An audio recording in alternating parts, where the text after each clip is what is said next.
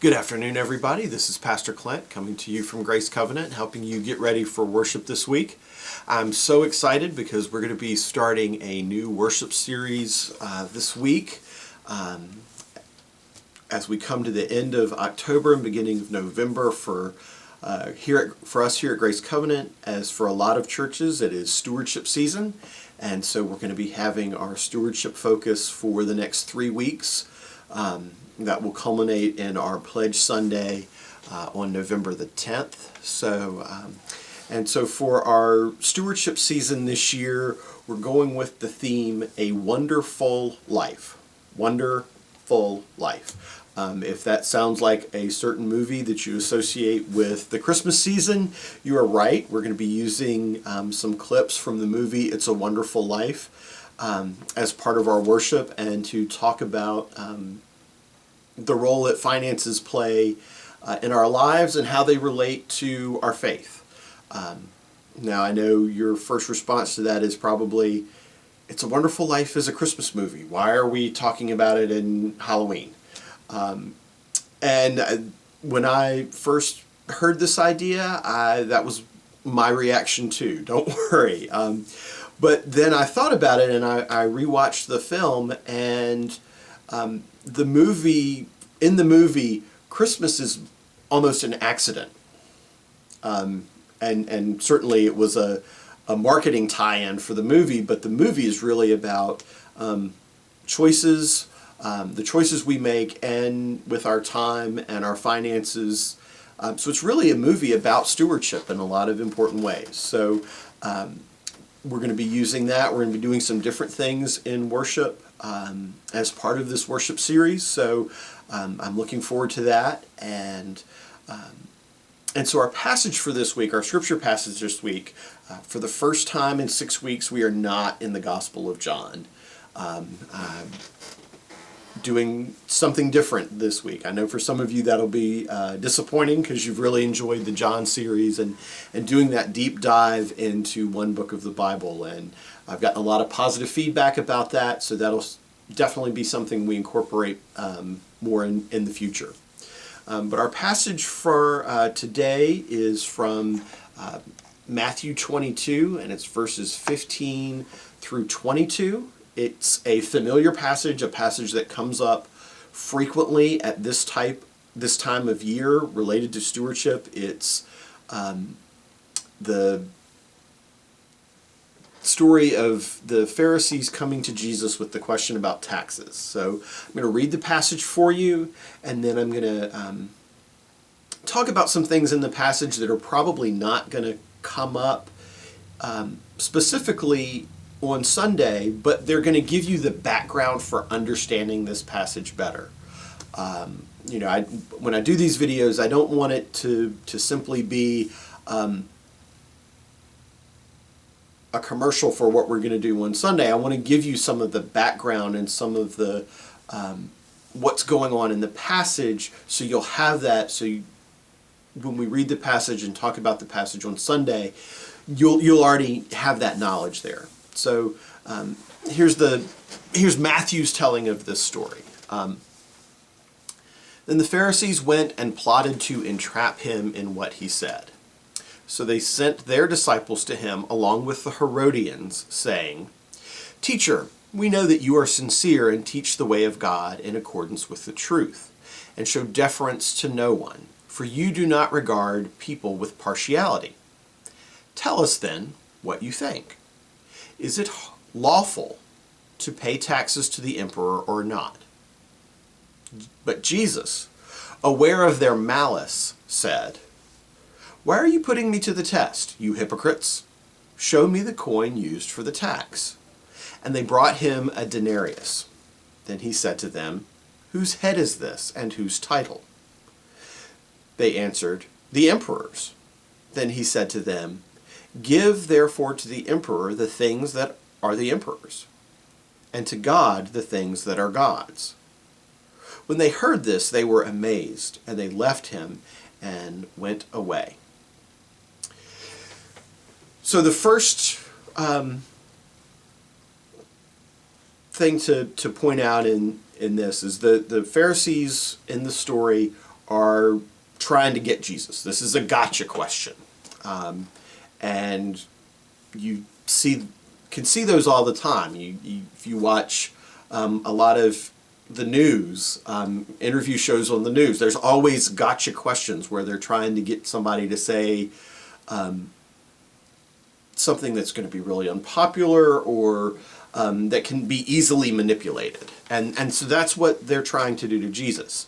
So the Pharisees people are somewhat familiar with. They were a Jewish sect, not so much sect, but they were one part of the Jewish religion that really were the ones who established the synagogues and are really the forerunners of the modern Judaism that we know today.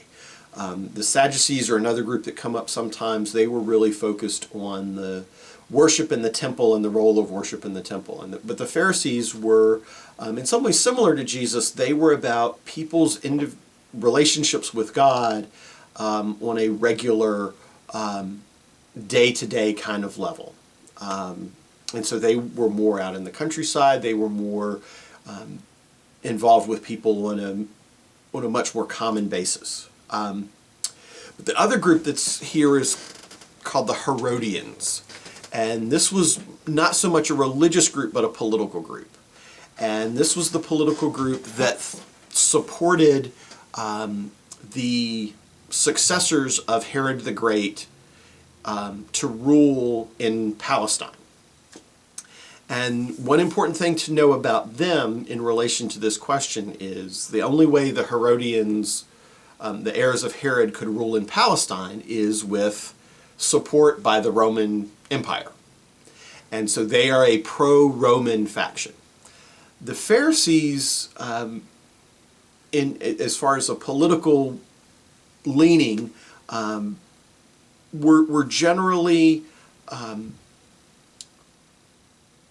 sort of saw the Romans as something they couldn't do anything about. They didn't necessarily like the Romans, they didn't want the Romans there, but the Romans were there and the Romans were powerful, so you just had to get along with the Romans. Didn't like the Romans, the Romans were occupying, and they had some theological reasons for not loving the Romans either.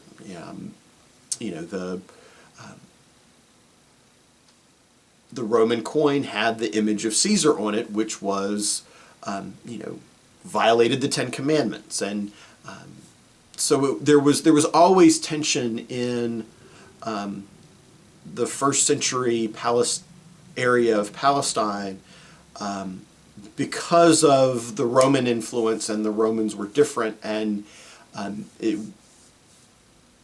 Romans and the Jews together there was always a lot of friction. And the history of Rome in that area of the world is a history of pretty much constant friction and rebellion. And so they're intentionally trying to sort of bait Jesus into taking sides in this. And with the idea being, if Jesus says, no, we don't have to pay taxes. The taxes, Rome is an imperial power that's here. This land belongs to God. This is the ancient land of Israel. It belongs to God. We shouldn't have to pay taxes to the Romans. Then the Herodians could take that and go to Pilate and say, see, this guy's stirring up trouble for the empire, and you should arrest him and deal with him. On the other hand, if Jesus simply says, Rome is great, everyone should pay their taxes, it shouldn't be an issue, then the thought was, well, he would be less popular in the crowd because no one liked paying taxes to the Romans. No one likes paying taxes, first of all, in general, and especially taxes to an occupying power. That's not, this wasn't their own government. They didn't have any voice in that government. It wasn't even their own king. It was this occupying power who was there and they didn't want to be there. The way Roman taxes were collected too, it wasn't like a set, you pay this much of your income, or there wasn't a real fair, clear system for the way the taxes worked. The way what Rome did was it basically contracted with people to be tax collectors, and if you got a concession to be a tax collector, you had to come up with X amount of money to give the Romans to pay in taxes. But you could collect as much tax as you wanted from people.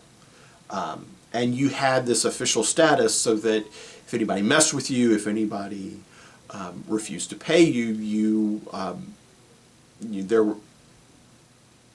they could come down on you pretty hard. So there was a lot of resentment about taxes because no one really knew what taxes should be paying, anyone should be paying, let alone, the fact that it had to go to the Romans. So this was a very tense issue. This was an issue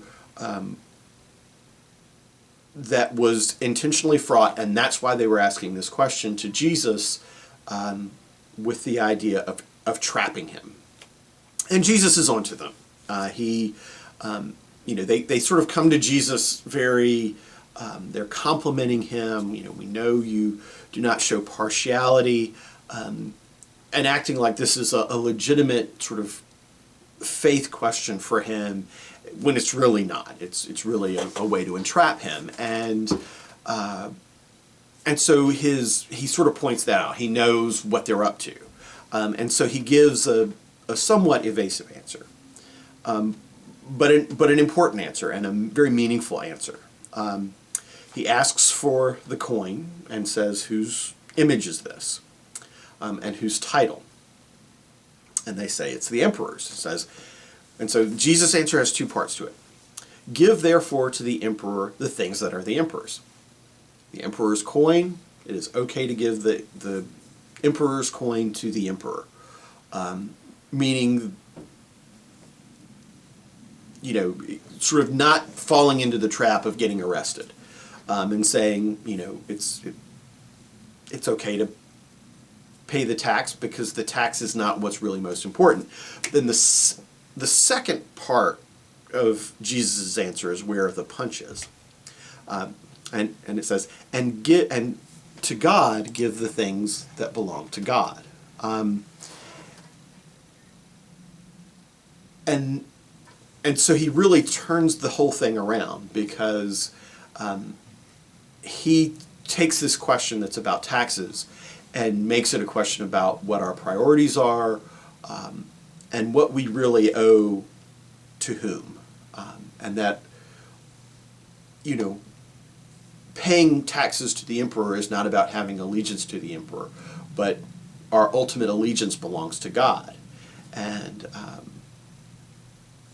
there's one of the early Christian theologians was a guy named Tertullian, and he pointed out something really interesting about this. The image on the coin is the image of Caesar. And Jesus asks, "Give to God what belongs to God." Well, where is the image of God? The image of God is on human beings. So what we owe to God is ourselves and all the other people, because that's where the image of God is. So if the coin belongs to Caesar because it has Caesar's picture on it, we belong to God because we have God's picture on us. I just think that's a really interesting, powerful insight, and part of this text that I had never thought about before. So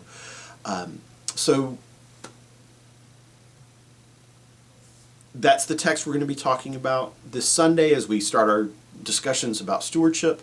And I think that last point really brings home the point about stewardship, is that whether it's our money, whether it's our time, whether it's the gifts we have as individuals, all of those things belong to God. And how we think about how we use them in that light is really profound and important. So I hope you'll be able to join us for worship this week. I'm excited about this new worship series, and I hope you'll be able to join us all 3 weeks. Until then, be blessed, and I'll see you Sunday.